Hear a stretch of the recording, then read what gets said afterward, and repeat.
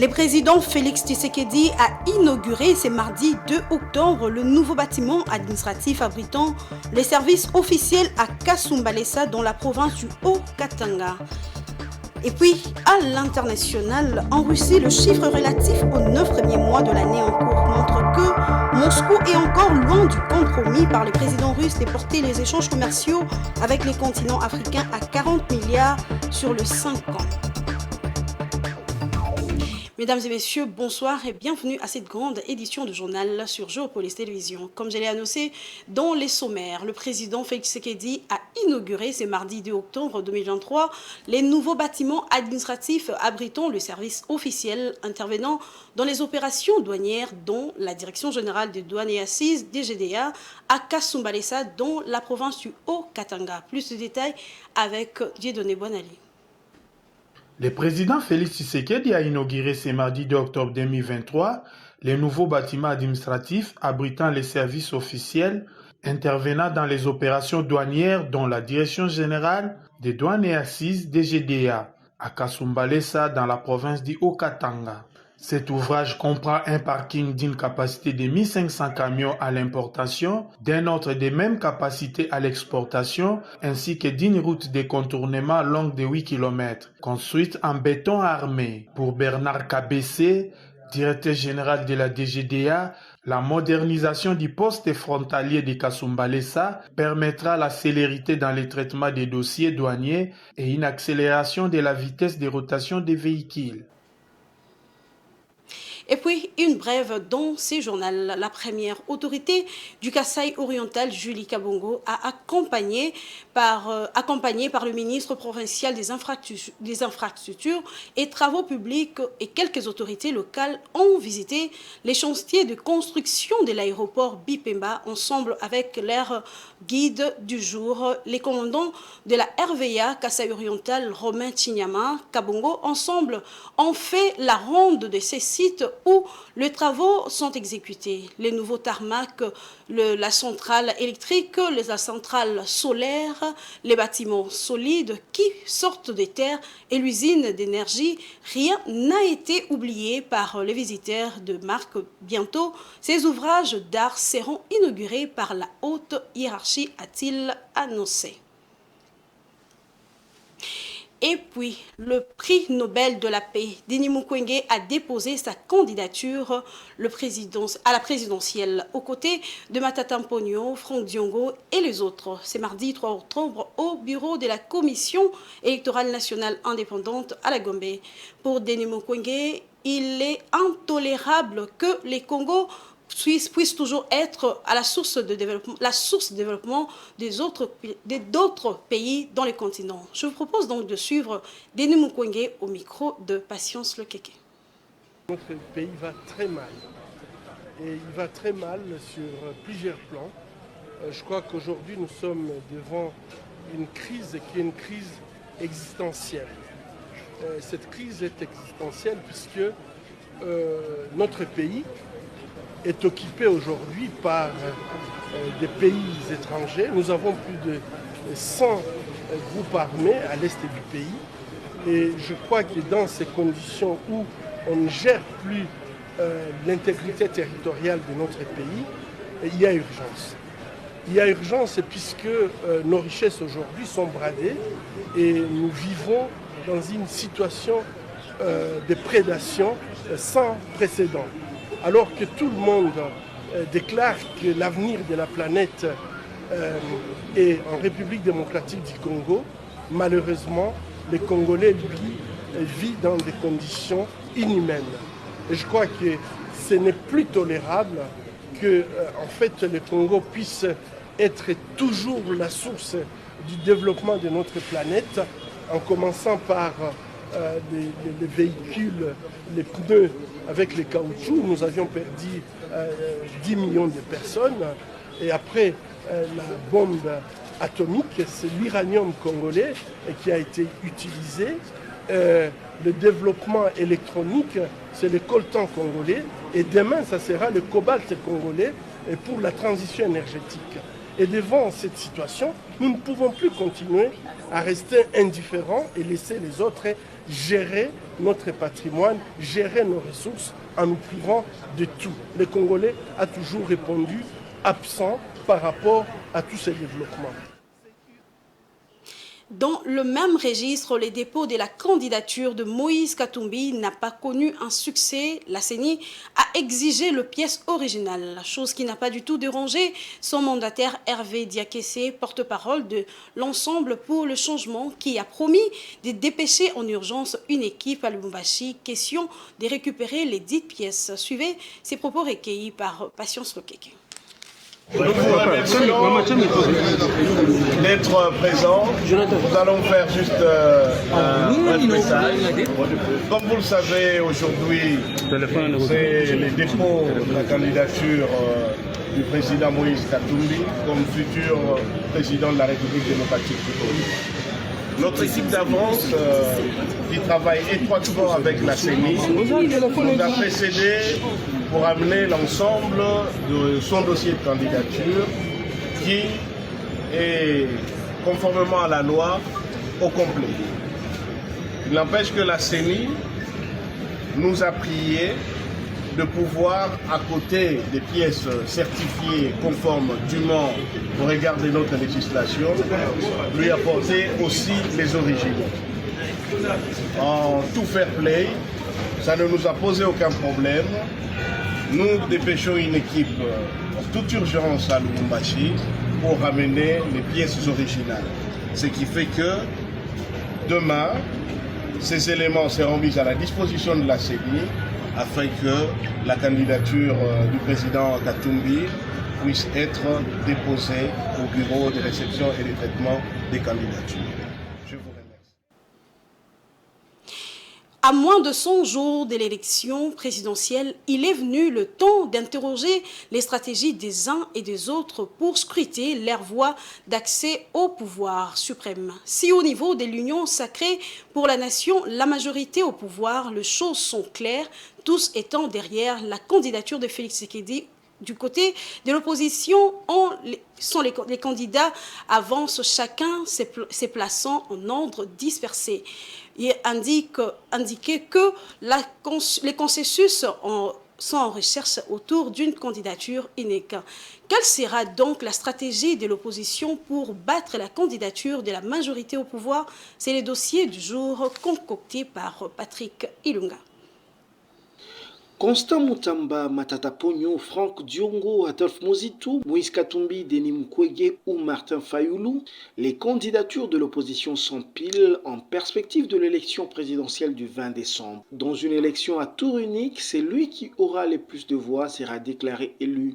Il n'y aura donc pas un deuxième round pour que l'opposition coalise ses forces face à Félix Tshisekedi.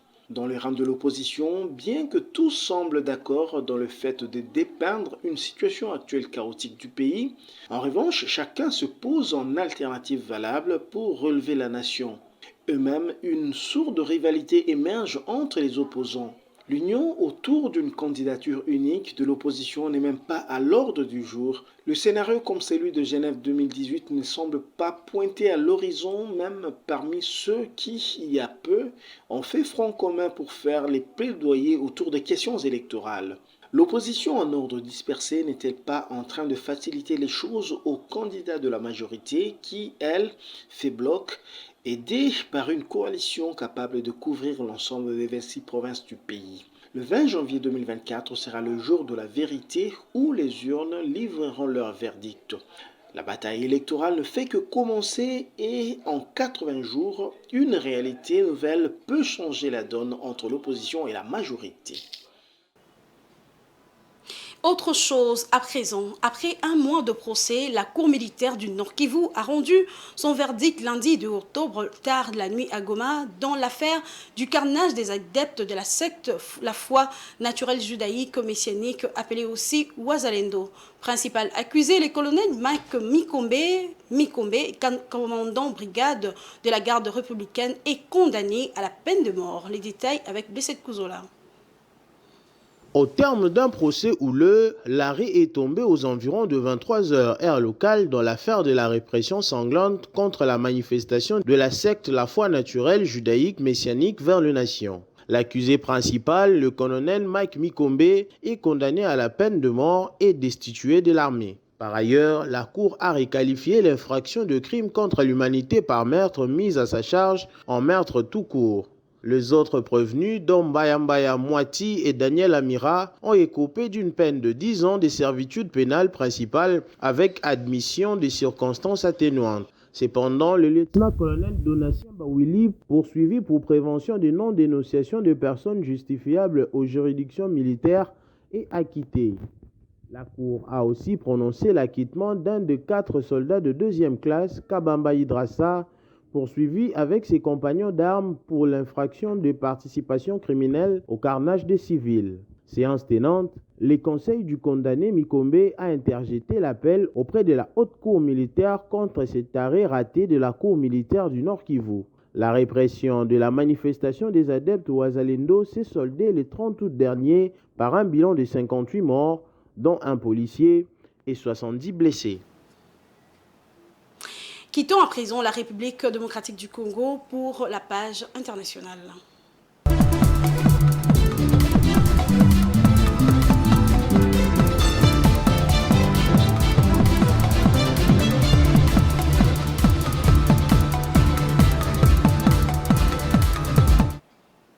Alors que les analystes ne s'attendent pas à des nouvelles coupes dans les quotas de la production des pays de l'OPEP+, la production de banque Wall Street estime que le changement de la trajectoire de cours de brut reflétera l'arrivée de plus de pétrole sur le marché selon la banque Citigroup. Les prix du pétrole pourraient s'effondrer donc à $70 le baril en 2024. Jojo Moulamba pour le détail.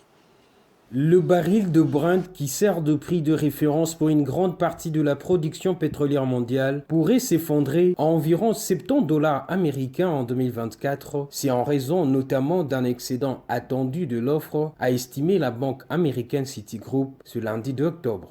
Selon les analystes de la banque américaine Wall Street, le changement de la trajectoire de cours de brut reflétera l'arrivée de plus de pétrole sur le marché l'année prochaine. Des prix plus élevés à court terme pourraient entraîner une baisse plus importante de prix l'année prochaine, ont souligné ces analystes dans un rapport trimestriel sur les perspectives du marché pétrolier. Les prévisions de Citigroup sont semblables à celles du négociant en énergie Gunvor, qui avait estimé en septembre dernier que le prix du pétrole pourrait effacer leurs gains réalisés depuis fin juin dernier durant les 6 premiers mois en raison de l'affaiblissement de la demande qui prendrait le pas sur les réductions volontaires de production de pays exportateurs de l'OPEP.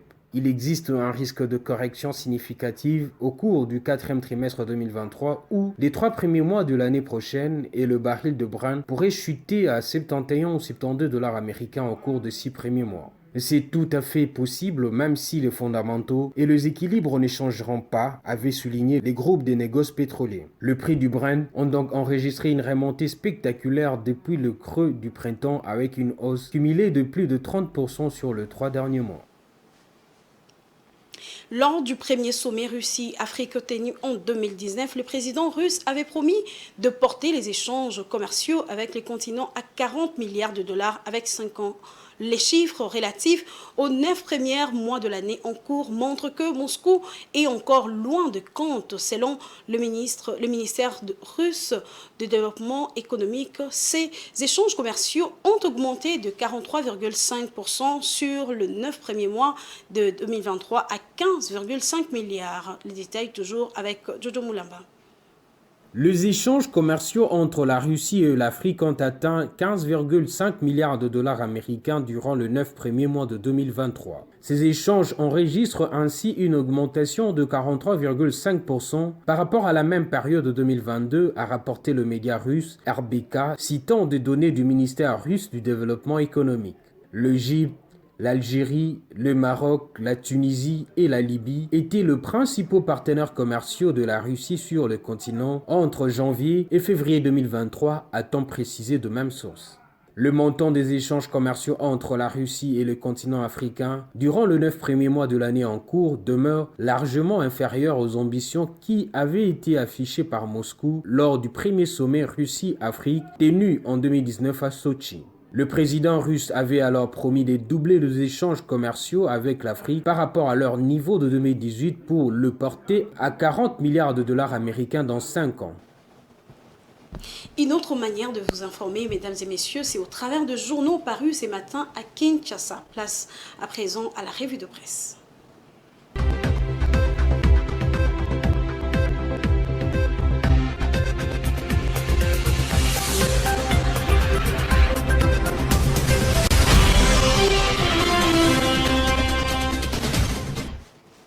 Il a lu le journal paru ce matin et il est là pour nous faire la restitution. Blessé de Kouzola, bonsoir.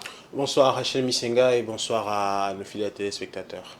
Le journal paru ce matin ont titré « Dépôt des candidatures aux élections présidentielles ». Moïse Katumbi déposera finalement sa candidature, c'est mercredi. En effet, Rachel Misenga, c'est ce qui est d'ailleurs titre actualité.cd tout à l'heure, c'était dans l'après-midi, RDC présidentielle, dépôt de candidature de Katumbi. Le dépôt de la candidature de Katumbi se fera finalement mercredi. La CENI réclame les originaux de pièces du dossier. La candidature de Moïse Katumbi à l'élection présidentielle en République démocratique du Congo sera finalement déposée mercredi. La commission, mercredi 4 octobre, la commission électorale nationale indépendante CENI ayant exigé les originaux de pièces de son dossier. Le parti Ensemble pour la République, dont Moïse Katumbi est le leader, a annoncé que son équipe d'avance avait précédé le dépôt du dossier complet conforme à la législation électorale, mais que la CENI avait également demandé les pièces originales. Hervé Diakessé, porte-parole du parti, a déclaré « Nous dépêchons une équipe de toute urgence à Lubumbashi pour amener les pièces originales ». Ce qui fait que demain, ces éléments seront mis à la disposition de la CENI afin que la candidature du président Katumbi puisse être déposée. La candidature de Moïse Katumbi est donc très attendue par ses partisans dans le cadre de l'élection présidentielle prévue en décembre de cette année en RDC. La course électorale compte déjà 7 candidats déclarés et les dépôts des candidatures marquent une étape cruciale dans les processus électoraux. Toujours dans le même registre, le journaux ont parlé du dépôt de la candidature de Denis Mukwege ce mardi. En effet, c'est Mediacongo.net qui titre présidentiel 2023. Nous croyons à la capacité du peuple congolais de défendre son vote, a dit le docteur Denis Mukwege au sortir de sa déposition ou son dépôt de candidature. Après avoir officiellement déposé sa candidature à la présidentielle ce mardi 3 octobre 2023, le prix Nobel de la paix, Denis Mukwege, a déclaré devant la presse que malgré tout ce qui s'est dit sur la commission électorale nationale indépendante, CENI, il croit à la capacité des Congolais non seulement d'aller voter, mais de défendre aussi leur vote. Nous disons tout simplement au peuple, si vous n'êtes pas d'accord avec la qualité de ces cycles électoraux, indignez-vous. Et si votre vote est volé, vous avez le droit de faire une révolution démocratique. On ne peut pas accepter ce qui s'était passé au cycle dernier puisse se répéter, a déclaré le docteur Denis Mukwege. Et aussi, les journaux ont parlé du dossier du carnage à Goma. La Cour a rendu sa verdict. Son verdict plutôt. En effet, Rachel Misenga, c'est 7/7 qui en parle. C'est mardi, allez-je dire 3 octobre 2023. Carnage à Goma, la cour militaire condamne à mort et radie de l'armée le colonel Mike Mikombe de la garde républicaine. Le verdict dans le procès sur le carnage des civils en ville de Goma, au Nord Kivu, le 30 août dernier est finalement tombé tard dans la nuit du 2 octobre 2023. 6 militaires, dont 2 officiers de l'armée, étaient poursuivis par la cour militaire du Nord Kivu pour leur implication présumée dans cette répression violente qui avait coûté la vie à au moins 56 civils, en plus d'une soixantaine de blessés. Le colonel Mike Mikombe, commandant de la garde républicaine, unité spéciale soupçonné d'avoir été en première ligne, a été condamné à mort puis radié de l'armée, alors que 3 soldats de 2e classe ont écopé chacun de 10 ans de servitude pénale. Toutefois, le colonel Bawili du 19e régiment ainsi que le militaire Idriss Kabamba de la 2e classe ont été donc acquittés. C'est par ces notes que nous clôturons la revue de presse de ce mardi 3 octobre 2023. Rachel Misenga. Merci beaucoup Blessed Kouzola pour cette lecture. Je vous en remercie également. Mesdames et messieurs, c'est par-ci que nous mettons un point final à cette revue de presse.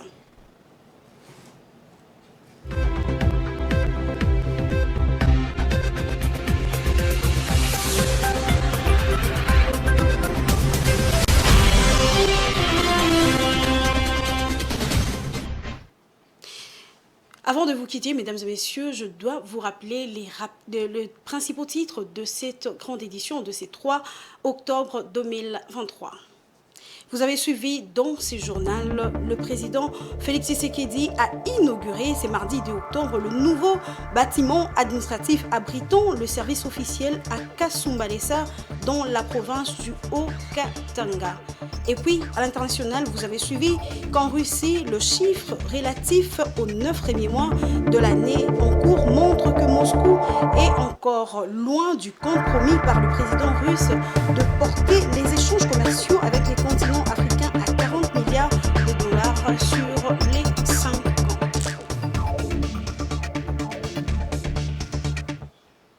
C'est par ici que nous bouclons la boucle, mesdames et messieurs. Merci de nous avoir suivis. Nous sommes Géopolis Télévision. Restez branchés, vous ne serez pas déçus. À la prochaine.